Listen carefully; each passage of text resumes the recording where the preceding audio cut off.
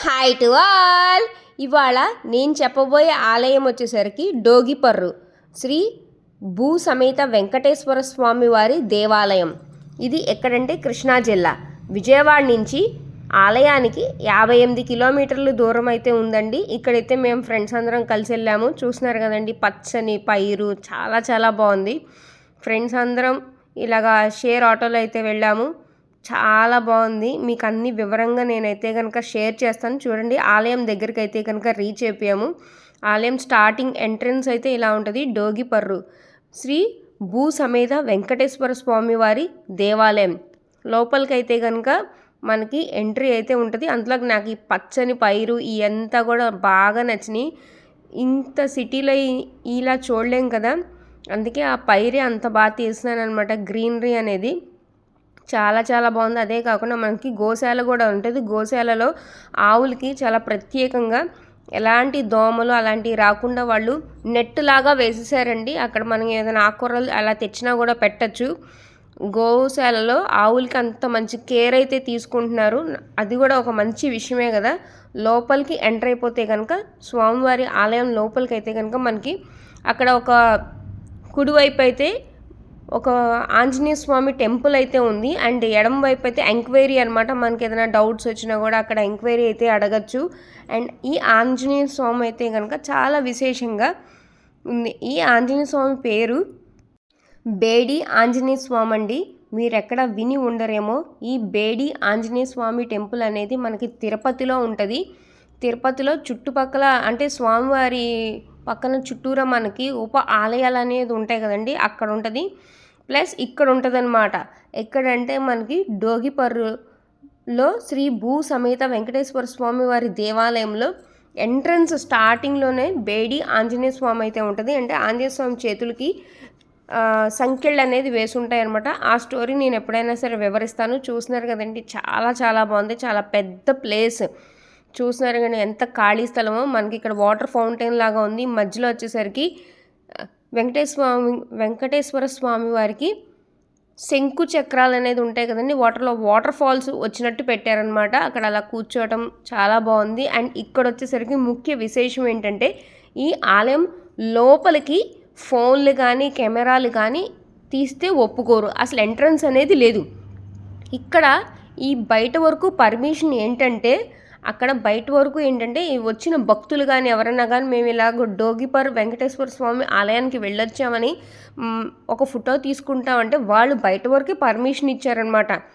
ఇలా అందరూ అడుగుతున్నారు. సరే కావాలి కదా అని చెప్పేసరికి ఇదంతా బయట ఓపెన్ ప్లేస్. మనకి లోపల ఇంకా ఆలయం లోపల ఇంకా చాలా పెద్దదనమాట. అక్కడైతే అస్సలే మనకి ఎంట్రన్స్ అనేది లేదు. ఫోన్ లోపలికి తీసుకెళ్ళకూడదు. అసలు నిమిషాల్లో ఫోన్ లాగేసుకుంటారు. కెమెరాస్ కానీ ఎక్కడ లోపలైనా ఒక ఫోటో కూడా తీయకూడదు. అంతా స్ట్రిక్ట్గా చూస్తున్నారు. కార్తీక మాసం కాబట్టి మేమైతే ఇంకా దీపారాజన అయితే చేసేస్తున్నాము. అక్కడ దీపారాజన అయితే చేసేస్తున్నాం. కానీ వివరంగా నేనైతే కనుక అక్కడ చూసిన లోపల ఆలయాల పేర్లు కానీ వెంకటేశ్వర స్వామి వారి తేజస్సు రూపం కానీ నాకు కళ్ళ ముందు ఇంకా అలా నిలిచి ఉంది. అందుకనే నేను ఈ డీటెయిల్స్ అన్నీ మీకు ఎక్స్ప్లెయిన్ చేద్దామని ఈ వీడియో అనేది ఓపెన్ ప్లేస్ వరకు తీసాను. చూస్తున్నారు కదండి ఎంత బ్యూటిఫుల్గా ఉందో ప్లేస్ అనేది. ఇదంతా బయట అంటే లోపల ఆలయానికి బయట ఒక ప్లేస్ అనేది ఉంటుంది కదా, ఇంత పెద్ద ప్లేస్ లోపల ఇంకా చాలా బాగుంది. లోపలైతే మేము లోపలికి ఎంటర్ అవ్వంగానే అక్కడ ఫోన్స్ అనేది 100% చెక్ చేస్తారు. ఎవరికి యాక్సెప్ట్ చేయట్లేదు. ఇదిగోండి నేను దగ్గరగా తీసాను, అది మీకు చూపిద్దామని. సో లోపలికి ఎంట్రన్స్ అవ్వగానే మనకి మహాగణపతి అనమాట. మహాగణపతి ఎలాంటి అవిఘ్నాలు లేకుండా మహాగణపతి స్వామివారు అయితే కనుక ఉన్నారు. సో అక్కడ దండం పెట్టుకొని ప్రదక్షిణాలు చేసేటప్పుడు లక్ష్మీనారాయణుడు అలానే దశావతారాలు చిన్న మూర్తులు ఇలాగా ఉన్నాయండి. చాలా చాలా బాగున్నాయి. మనకి లోపలికి రాగానే లోపల వెంకటేశ్వర స్వామి వారికి లోపల ఉండే ఆ స్వామివారి పేర్లు అయితే చెప్తాను. శ్రీ వికనాసచర్య స్వామి, శ్రీ వైకానాస, శ్రీ కోదండరామ స్వామి, శ్రీ పద్మావతి, శ్రీ వెంకటేశ్వర స్వామి, శ్రీ గోదాదేవి, శ్రీ ఆంజనేయ స్వామి, శ్రీ విశ్వకేశములు సేనాపతి, ఇలాగా ఆలయాలు అయితే లోపలైతే ఉన్నాయి. వెంకటేశ్వర స్వామిని చూస్తూ అటు ఇటు కూడా ఉంటాయి కదా, వాటి పేర్లు అయితే చెప్పాను. సో నచ్చితే కనుక సబ్స్క్రైబ్. శ్రీ కొండలమ్మ అమ్మవారి దేవస్థానం అండి. మేము అటుగా ఇంకా డోగిపర్రు వెంకటేశ్వర స్వామి ఆలయాన్ని చూసి వస్తూ ఉండగా ఇక్కడ అమ్మవారి ఆలయం అయితే కనపడింది. ఇక్కడ గ్రామదేవత అనమాట. ఇంకా లోపలికి వెళ్ళాము. కార్తీక మాసం అంటే పౌర్ణానికి ముందు కదా, చాలా బాగా అలంకారం అయితే చేస్తున్నారు గ్రామదేవతకి. చూస్తున్నారు కదండి, పూలతోటి ప్రమిదలతో నూనె వేసి చాలా చాలా బాగుంది. ఈ అమ్మవారు కూడా ఎప్పటి నుంచో ఉందంట. మా ఫ్రెండ్ వాళ్ళ పుట్టిల్లంట ఇక్కడ. సో తను చెప్పింది, వాళ్ళు చిన్నప్పుడు ఎడ్ల బండి అలాగా ట్రాక్టర్ల మీద అలా వెళ్ళేవాళ్ళంట. చెప్పింది మాకు.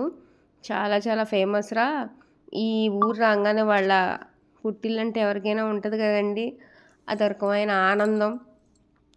చాలా చాలా బాగుంది అమ్మవారు కూడాను. చూస్తున్నారు కదండి, మాకు కూడా బాగా నచ్చింది. అందుకే నేను కూడా అమ్మవారికి ఎంత బాగా అలంకారం చేశారంటే ఇక్కడ మీరే చూడండి.